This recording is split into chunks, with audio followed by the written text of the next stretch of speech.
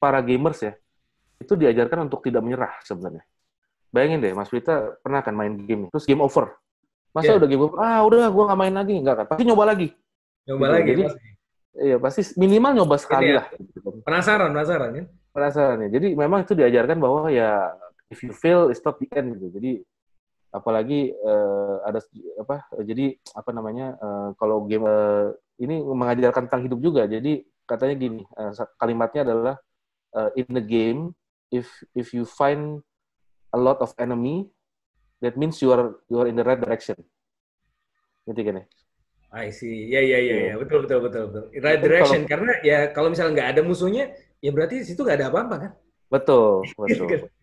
Iya, jadi itu pengalaman hidup kan di hidup juga gitu. Maksudnya kalau banyak orang yang tiba-tiba kok banyak orang ini kayak benci kita atau gimana ya syukur-syukur bukan berbuat sesuatu yang jahat ya, cuman it's the right direction berarti you are doing something right yang orang lain mungkin ngiri lah atau apalah gitu. Kemarin ada sebelumnya ada filosofi kopi, bahkan ada filosofi Sun Tzu ya. Ini ada game filosofi ya. Dulu Filosofi. filosofinya game nanti. Penting nggak penting kerjasama Next Policy dengan channel YouTube Fitra Faisal. Kali ini kita mendatangkan seorang tamu yang sudah malang melintang ya di dunia game dan pergaman ya. Jadi kalau anak-anak main game itu sebenarnya jangan dilarang-larang. Jangan-jangan nanti dengan gamenya itu bisa menghasilkan uang. Nah ini yang terjadi dengan Ya. Bro Anton Suharyo. Bro Anton, apa Halo. kabar? Baik, baik. Apa kabar? Terima kasih. Thank you for having me. Ya, maingame.com ya. Iya. Ini banyak orang kalau lihat kiranya saya penjaga warnet ya. Gue inget waktu itu beberapa tahun yang lalu ya, waktu kita di Jepang, kita ada di launch ya, dan Iya.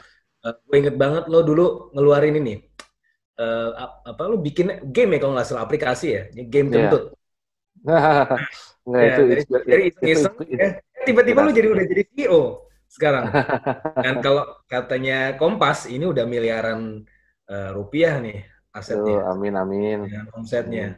Amin. Luar biasa. Jadi apa di usia muda tapi sudah sukses seperti Bro Anton ini. Dan kalau kita Ya. ngelihat di masa pandemi ini justru kan sektor ICT ini yang memang paling menjulang ya dibandingkan dengan sektor-sektor yang lain. Jadi ini lo bisa mendukung kerjaannya kaum rebahan ya. Sekarang kan justru momen rebahan itu justru apa ada cuannya juga gitu. Iya, iya, iya. Bisa nggak lo Sama. ceritain Bro Anton apa kok maingame.com terus dulu kalau nggak salah ada Touchstone ya. Iya, touchdown ya. Kenapa lo fokus di bidang ini padahal ya S2 lo kan di bidang international relation. Iya, nyasar ya. Jadi Iya, coba ceritain Anton. sebenarnya gini sih, ya, dari kecil kan memang saya udah suka Jepang, udah makanya kita ketemu kan di Jepang ya. Terus apa namanya suka juga main game ya. Kalau dibilang di dunia ini jarang lah orang yang bilang saya benci main game, saya nggak suka main game ya. Rata-rata either dia bener main atau emang dia berbohong aja malu gitu. Main game itu masih ada kesan malunya kan. Kita kalau waktu masih kecil, saya masih ingat di zamannya saya tuh kalau misalnya orang main game dibilang di apa analoginya tuh oh main game tuh bikin mata rusak gitu ya, terus main game bikin apa nanti nilai lu turun, rapornya jelek dan lain-lain, padahal sebenarnya semua itu kan perlu moderasi ya, perlu prioritas, perlu disiplin gitu. Enggak, jangan-jangan kita nilainya turun karena kitanya aja yang bodoh gitu, nggak belajar gitu kan.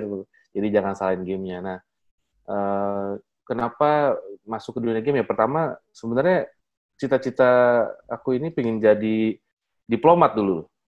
Makanya ngambilnya Makanya S2-nya international relation ya. iya, S1-nya pun sama kan, mirip-mirip apa International Liberal Studies gitu ya. Sempat juga Terus kalau nggak salah tesis lu tentang Yakuza ya kalau nggak salah. Jadi nggak tuh? nggak jadi tuh. Akhirnya jadi apa sih? Tentang former presiden kita yang kedua, tentang Pak Soeharto dulu malah.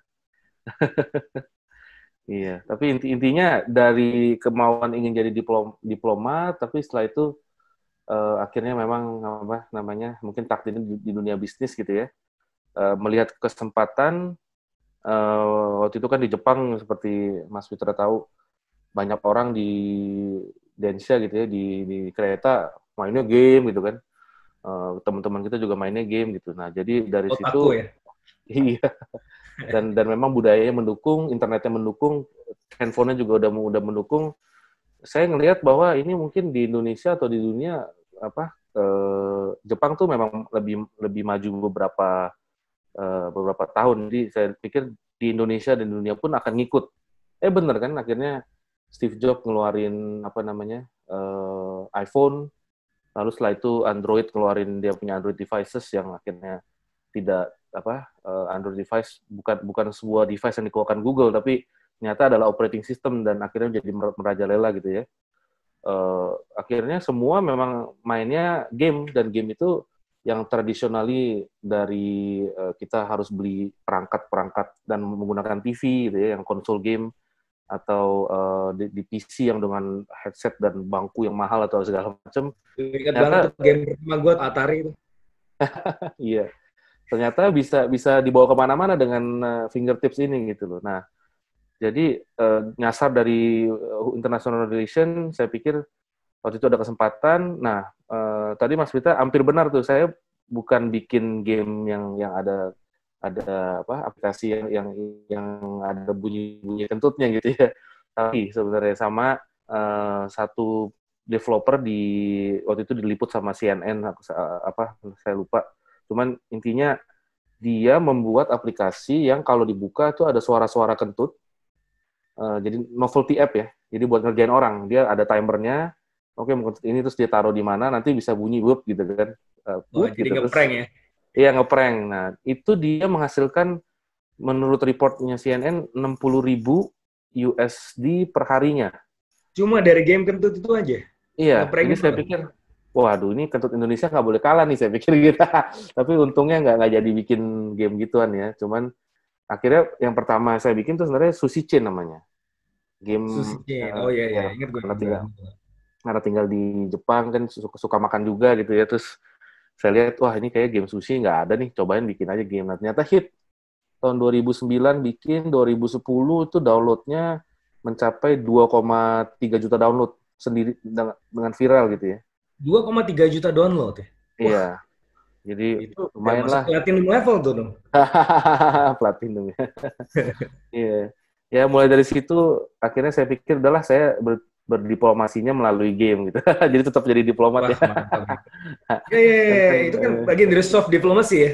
Betul, betul. Karena kan Indonesia dinilai sebagai, apalagi zaman kita dulu ya, maksudnya 2010 atau baru balik itu masih identik sebagai wah banyak banyak barang-barang bajakan gitu. Kalau kita di Jakarta pergi gelodok kan lihatnya semua masih bajakan waktu itu, masih Windows-nya bajakan, ininya bajakan, itunya bajakan gitu ya. Ya Dan karena nggak mampu beli kan. iya, tapi sekarang kan udah mulai enggak nih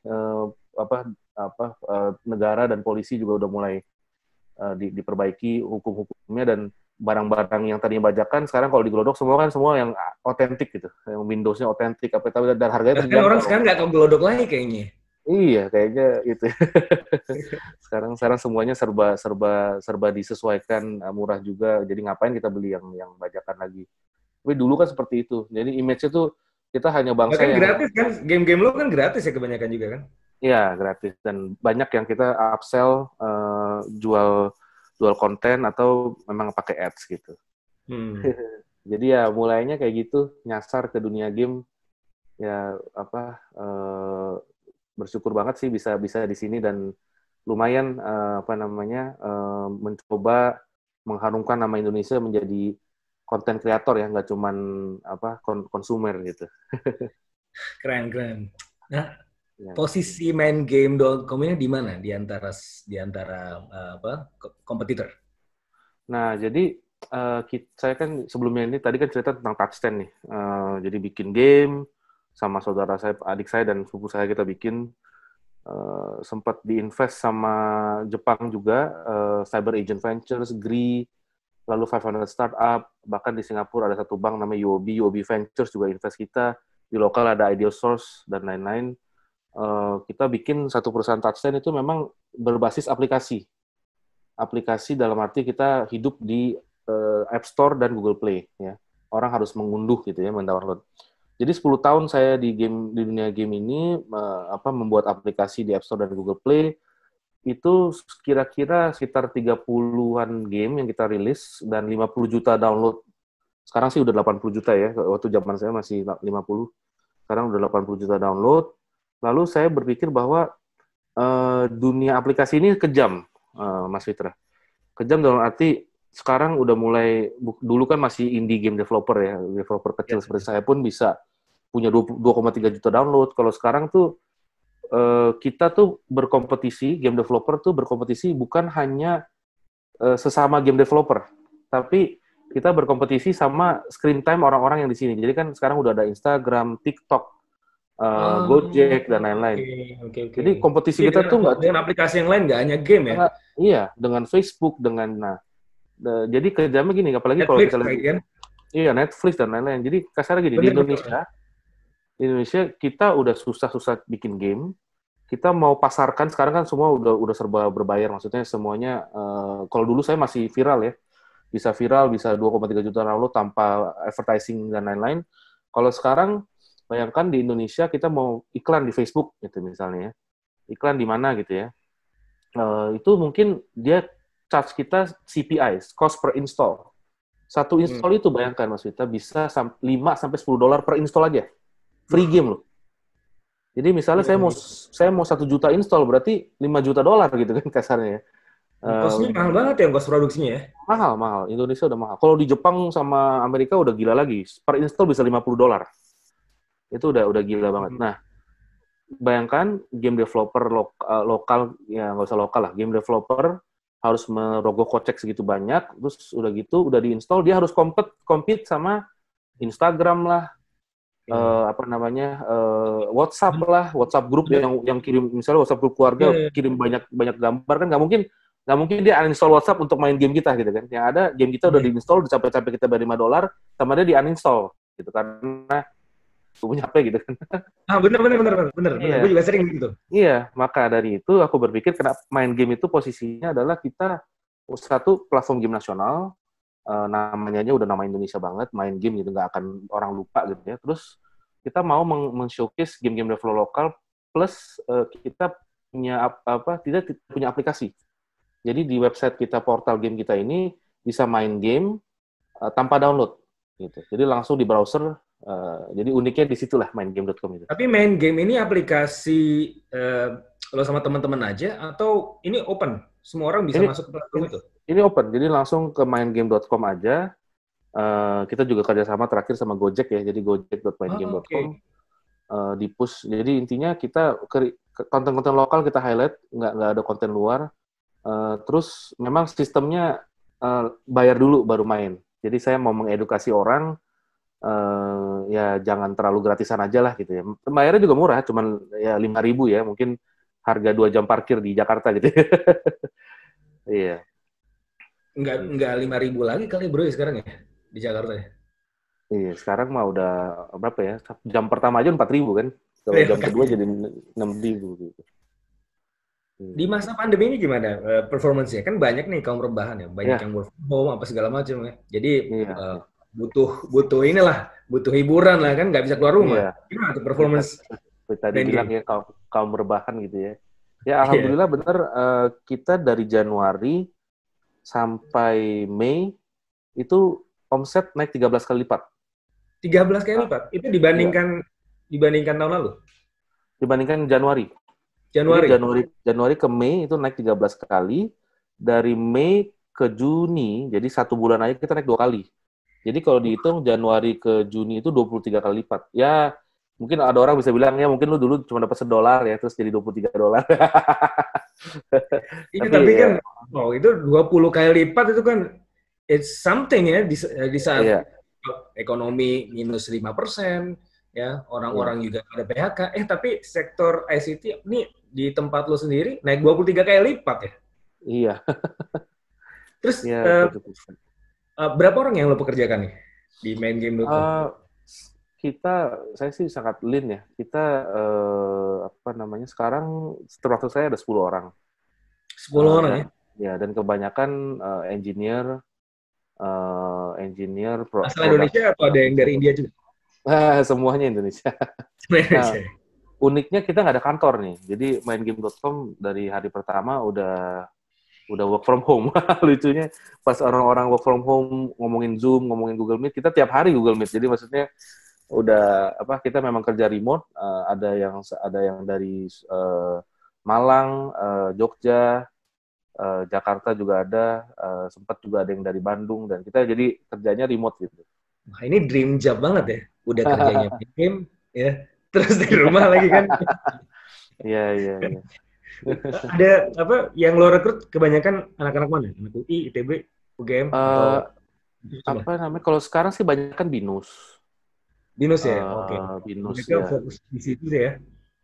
Iya. Nah, kalau ngomongin itu dulu sih waktu saya di Touchstand, karena sekarang timnya main game masih agak kecil dan fundingnya juga bootstrapping ya. Jadi ada beberapa investor ini aja lokal, teman lah, angel investor. Jadi kita masih belum ini. Tapi waktu saya di Touchstand dan waktu itu masih ada budgetnya, dan nanti di main game ke depannya juga sih pingin punya tim analitik sih. Jadi tim data scientist ya. Nah, kebanyakan kalau waktu di Touchstand tuh saya merekrut banyak dari UI, ITB gitu-gitu. Karena memang butuh analytical thinking dan data scientist, karena game itu kan sebenarnya satu ekonomi sendiri. Jadi kalau Mas Faisal kan tahu ya, ekonomi behavior dan lain-lain. Contoh, kalau ini bukan game saya tapi game-game kayak yang Heyday gitu ya, Farmville. Itu mereka tuh butuh memang data scientist dan orang yang ngerti ekonomi, karena kalau enggak susah untuk orang untuk kita bikin desain satu produk yang untuk orang tuh bayar dikit-dikit tapi nggak berasa gitu misalnya, atau untuk supaya dia punya rumahnya lebih bagus atau farmnya lebih cepat, itu dia harus bayar atau gimana ya, gitu kan sebenarnya. Kalau kita sebagai game developer atau orang yang cuma bisa coding nggak akan ngerti gitu. Memang perlu data scientist, perlu di ini aja gitu. Iya, dan gue ngeliat semakin hari ya kalau game yang ada di handphone itu semakin user friendly ya. Jadi gampang gitu kan, tinggal klik lu bisa macam-macam ya. Iya. Dan memang ya itu ada ilmunya tersendiri ya. Kalau dulu kan kita main game bot ya. Iya. Ya terus main Atari, Nintendo, kayaknya dulu nggak sekompleks ini ya untuk merancang game. Sekarang mungkin jauh lebih kompleks karena harus understanding human behavior, ekonomi dan seterusnya. Dan lo bilang tadi saingannya bukan cuma sama game developer ya, ternyata screen time ya. Gue juga begitu sih. Kalau misalnya udah bosan main gitu kan, udah bosan nonton Netflix. Tapi berat nih, ya udah gue uninstall tuh ininya game gue. Makanya ini kayaknya terlalu bosan banget ya. Ini kan web based ya. Nggak di download kan sebenarnya. Ya, web-based HTML5 ya, itu salah satu terobosan baru lah, HTML5 kita bilangnya. Game-game HTML5 ini nggak kalah sama game-game native application sebenarnya. Iya, jadi sejak tahun 2016 lah kira-kira ada teknologi ini. Lu main game itu dari kapan tuh? Ya, pasti dari kecil ya. Tapi ada nggak waktu itu dilarang-larang nggak sama nyokap kalau main game? Ya, pertama-tama justru waktu itu ingat banget ya, mau beli apa itu ya? Oh ya, Super Nintendo. Super Nintendo. Super Nintendo mau beli nih ya kan, udah papa udah boleh. Game banget waktu itu tuh pada masanya. Iya. Nah, udah boleh nih ya. Ini hari Minggu rencana mau beli nih. Gue ingat banget tuh. Hari Sabtunya, karena anak kecil pasti dendam ya. Hari Sabtunya tuh, hari Minggu mau beli, hari Sabtunya tuh aku pergi ke rumah saudara. Terus saudaranya tuh nggak tahu kenapa, nggak tahu deh pokoknya bilangnya, oh jangan main game nanti matanya rusak, kamu begini. Hari Minggu nggak jadi tuh. Waduh, gue kesel banget deh. Namanya anak kecil dendam ya, gue inget banget tuh sampai sekarang, makanya udah umur 35 masih inget. Itu masih di bawah umur 10. Akhirnya nggak dibeli ya? Ini nggak kebeli ya? Akhirnya nggak kebeli, tapi setelah berapa bulan ya aku bilang gini, mah kan si tante itu bilang ulangan bakal jelek, ini mata bakal gini gitu ya. Coba kalau aku nanti ranking 1, aku ingat banget tuh, kelas berapa aku lupa, cuman aku ranking 1, beliin ya. Ya, bener, akhirnya aku ranking 1 justru dibeliin. Nah, habis itu kita lihat. Lo setelah main game, ranking lo turun nggak? Enggak juga sih. Paling kalau turun pun ya karena orang yang itu lebih jago, misalnya jadi juara 2 atau Nah, apa. itu makanya kadang-kadang kita salah kaprah kan. Padahal menurut gue ya, game itu kan apa ya, meningkatkan kreativitas ya. Karena gue Iya, tuh kalau main game itu kalau gue lihat dia ada taktiknya, ada apa segala macam. Jadi ya nyokapnya sih marah ngomel-ngomel, tapi gue ngeliat nggak apa-apa. Dia kan jadi berteman juga di game itu, iya, dia main game online, dia temenan juga, dia ngobrol juga gitu. Ya minimal dia ngobrol iya, lah sama temennya, nggak iya, soliter lah. iya, iya, iya, iya. Memang banyak research, apalagi research dari Harvard, dari MIT gitu-gitu bisa dicari lah ya, ada online-nya. Memang selain meningkatkan motorik ya, jadi hand to eye coordination, juga kalau game-game apalagi game-game sekarang yang berbau-bau e-sport kan memang apa namanya communication skill ya dan leadership. Jadi, nanti ada satu yang ketua klannya terus dia yang kasih arahan gitu-gitu. Iya, iya, iya. Iya. Dan kalau Rame game itu banget menurut tuh saya kalau dia lagi main game tuh, teriak-teriak, ngobrol sama temennya. iya. Iya. Dan salah satu yang aku suka dari main game tuh sebenarnya gini, kita para gamers ya itu diajarkan untuk tidak menyerah sebenarnya. Bayangin deh, Mas Prita pernah kan main game, terus game over. Masa Iya, udah game over, udah gue nggak main lagi, nggak kan? Pasti nyoba lagi, coba gitu. lagi Jadi, pasti. iya pasti minimal nyoba Ini sekali ya, lah. Gitu. penasaran kan? Penasaran ya. Jadi memang itu diajarkan bahwa ya if you fail, it's not the end gitu. Jadi apalagi ada apa? Jadi apa namanya? Kalau game over tuh nyoba lagi. Nah, satu lagi tuh yang lucu, aku pernah lihat satu meme yang di internet juga. Ini mengajarkan tentang hidup juga. Jadi katanya gini, kalimatnya adalah in the game, if you find a lot of enemy, that means you are in the right direction. Gitu kan ya? I see. Ya, ya, ya, ya. Iya. Betul, betul, betul, betul. Right Dan kalau direction. Karena ya kalau misalnya nggak ada musuhnya, ya berarti di situ nggak ada apa-apa kan? betul, betul. Iya, jadi itu pengalaman hidup kan di hidup juga gitu. Maksudnya kalau banyak orang yang tiba-tiba kok banyak orang ini kayak benci kita atau gimana ya syukur-syukur bukan berbuat sesuatu yang jahat ya, cuman it's the right direction, berarti you are doing something right yang orang lain mungkin ngiri lah atau apalah gitu. Kemarin ada, sebelumnya ada filosofi kopi, bahkan ada filosofi Sun Tzu ya. Ini ada game filosofi ya. Gitu. Dulu filosofinya game nih.